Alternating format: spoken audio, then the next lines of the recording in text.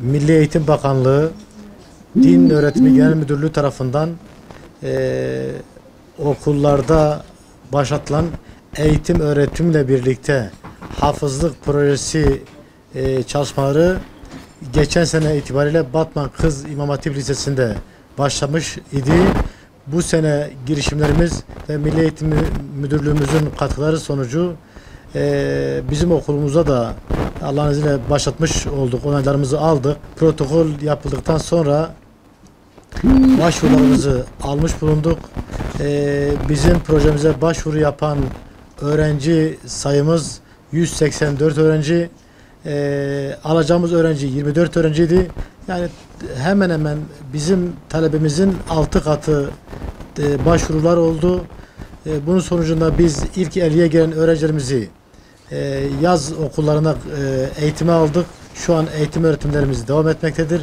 Bir ay sonunda bunlara verdiğimiz eğitim sonucunda zihin çalışmaları, egzersiz ve ezberler sonucunda İl Müftülüğü ve Milli Eğitim Müdürlüğü'nün bünyesinde, koordinesinde gerçekleştirilecek olan bir komisyon tarafından mülakata alınacak öğrenciler ve inşallah 24 öğrencimiz de biz hafızlık çalışmasının esas bölümüne geçmiş olacağız. Bu projemizin amacı eğitim öğretimiyle birlikte hafızlık çalışması, öğrenci günlük derslerinden matematik, sosyal fen, diğer derslerin hiçbirisinden geri kalmamak üzere aynı zamanda ortaokulunu bitirdiği zaman bu öğrencilerimiz Kur'an-ı Kerim'i de hıfz etmiş ve hafızlık statüsüne kavuşmuş olacaklardır inşallah Teala.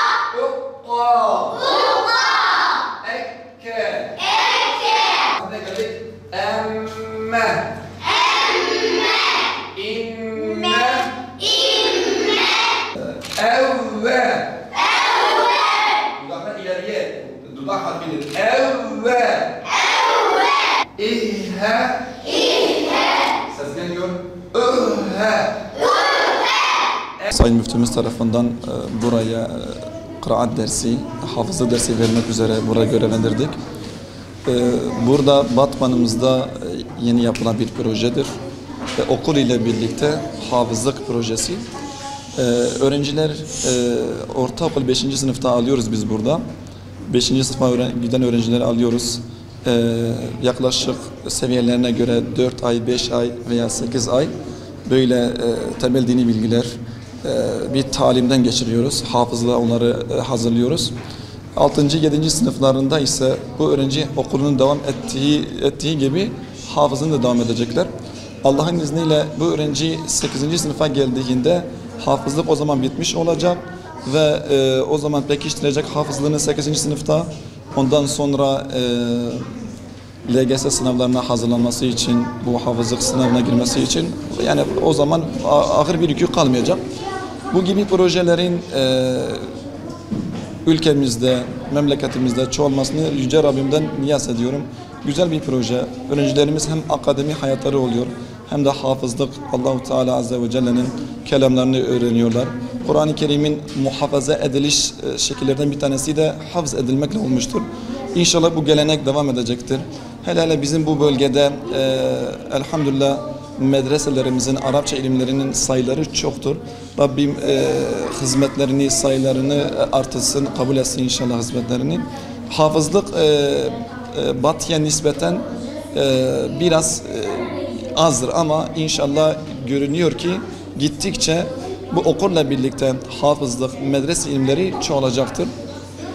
Öğrenciler yaklaşık 4-5 gündür daha yeni gelmişler. Onları tanıyoruz. Hafızın ne olduğunu onlara anlatıyoruz. Ondan sonra yani yaklaşık bu sınava 180 kişi başvuru yapmışlardı. Bu 180 kişi içinde 50 kişi barajı geçtiler. Yani 50 kişi burada eğitim alacağız.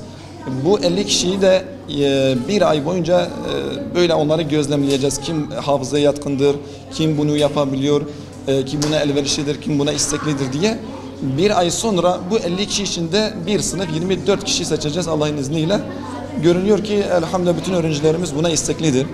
Buradan kendilerini ve ailelerini tebrik ediyorum. Rabbim kendilerinden razı olsun inşallah. Ve bu projeye de sebep olan başta büyüklerimize, devletimize, Milli Eğitim Bakanlığı'na, Diyanet İşleri Başkanlığı'na teşekkür ediyorum.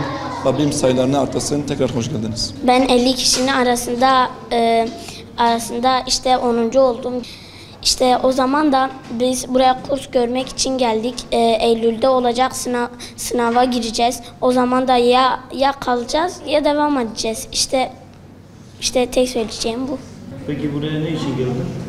Buraya tabii ki de hafız olmak için. Eğer devam etmezsem de evde devam ederim Allah'a şükür. İşte ben büyüyünce hafız bir pilot olmak istiyorum. Çünkü gökyüzünü görmek istiyorum. Bu kadar. Niçin buraya geldim? Kur'an'ı öğrenmek için, Allah'ı tanımak için, Kur'an'ı öğrenmek için. Tabii hocalarımıza da teşekkür ediyorum. Bizi hep çok öğrettiler, çalıştırdılar. Ben de büyüyünce bir hafız doktor olmak istiyorum. Kur'an'ı ezberleyince çocuklara Kur'an'ı okumak istiyorum. Hocalarımız bize çok iyi bir hadis-i şerif öğretmiş. Türkçesi bu. Sizin en hayrınız Kur'an'ı öğrenen ve öğreteninizdir. Arapçası da var. Arapçasını da söyleyeceğim. Hayrukum men teallemel Kur'ane ve hallemehu. Hafız olmak için buraya geldim. Sınavı kazandım. Hafız olmak benim hayalimdi. Hafız mühendis olmak istiyordum. Ondan sonra hafız olup diğer ülkeleri gezmek istiyorum.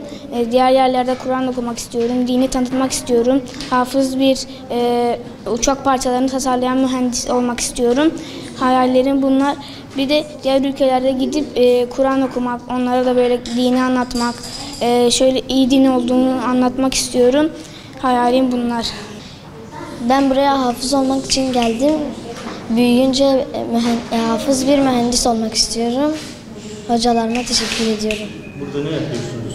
Hafızlığa başlangıç yapıyoruz. Teneffüste arkadaşlarımla oynuyorum. Top oynuyoruz. Bir de konuşuyoruz. Ders işledik, siz bayağı yoruldunuz. Bir teneffüs hak ettiniz. Şimdi yavaş bir şekilde bahçeye çıkalım. Bir ihtiyacınız varsa gideriz.